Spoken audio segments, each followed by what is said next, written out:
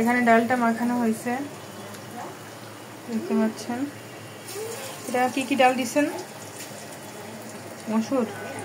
মসুরির ডাল আর কি খেসারির ডাল কম্বিনেশন করা, সাথে আলু আছে আর উপকরণ মশলা জাতীয় যা যা লাগে সবই দেওয়া হয়েছে। পেঁয়াজ আলু কেটে দেওয়া হয়েছে, আদা রসুন জিরা বাটা, হলুদ লবণ আর কি চাল আতপ চালের গুঁড়া, মানে একসাথেই আতপ চাল ভিজিয়ে রাখা হয়েছিল, একসাথে ব্লেন্ড করা হয়েছে। তো এখন শুরু হয়ে গেল ডালের বড়া, দেখতে পাচ্ছেন। চালের গুঁড়ার কারণে মচমচা হবে। স্পেশালি আমার মা স্পেশালি মা বানাচ্ছে আজকে, যে কারণে আমি আজকে বানাচ্ছি না। বুঝতে পারছেন কতটা সুন্দর হচ্ছে, না খেলে তো বোঝা যাবে না। ঠিক সময় তো দিতেই হবে, এটা তৈরি হয় না।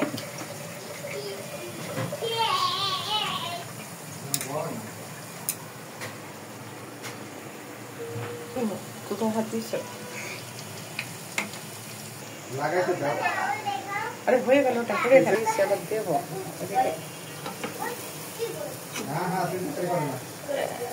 একটা সাইড হয়ে গেছে, লাল লাল হয়ে গেছে না, উল্টা দিতে হবে।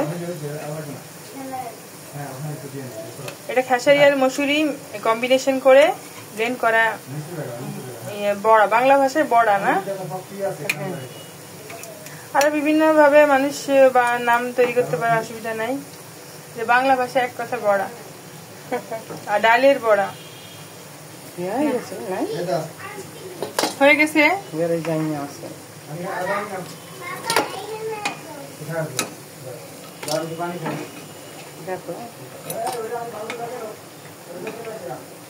ডালের বড়া রেডি।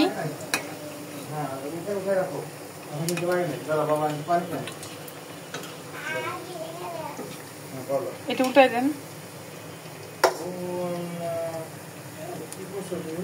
আমার মার হাতে ডালের বড়া আজকে আমরা খাবো, মানে এমন খাওয়া তো রেগুলারই হয়, আজকে ঠিক অনেকদিন পরে খাচ্ছি এরকম না, মা তো নিয়মিতই খাওয়াই।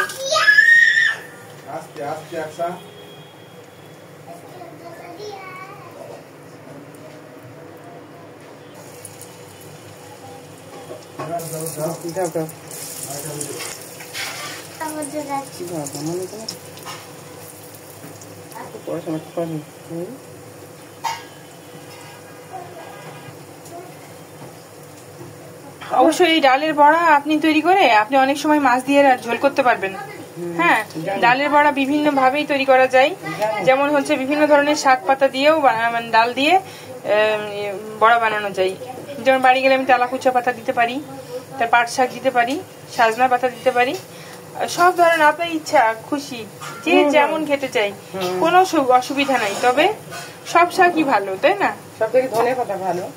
ও ধনিয়া পাতা, আরেকটা গন্ধভাজালি নামে একটা গাছের পাতা আছে, সেটা দিয়েই বাড়িতে আমরা খেয়েছিলাম ছোটবেলায় আমার নানির কাছ থেকে।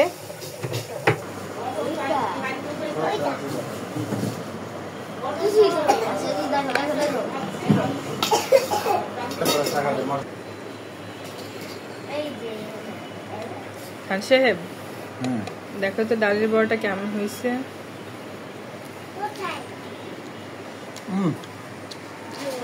অসাধারণ অসাধারণ, সেই অনেক আগে খাইলাম আমার মার হাতে, খুব মজা, আজকে অনেক মজা হয়েছে। আর আমার একটা ফেভারিট ডালের বড়া। কি বলছি? ফেভারিট বলছি। ফেভারিট ফেভারিট ফেভারিট, হ্যাঁ, ভীষণ মজা। তুমি বলবা তো যে নাও একটু নাও না, তাই বলবা তো কেন না তাহলে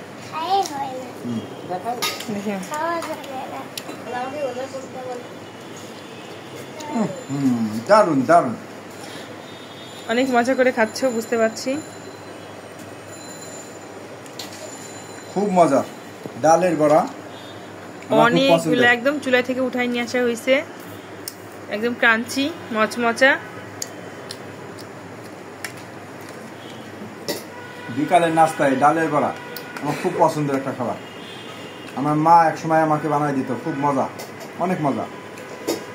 বরাবরই মজা, আমি মাঝে মাঝেই এটা বানাতে বলি বাসায়, অনেক মজার খাবার।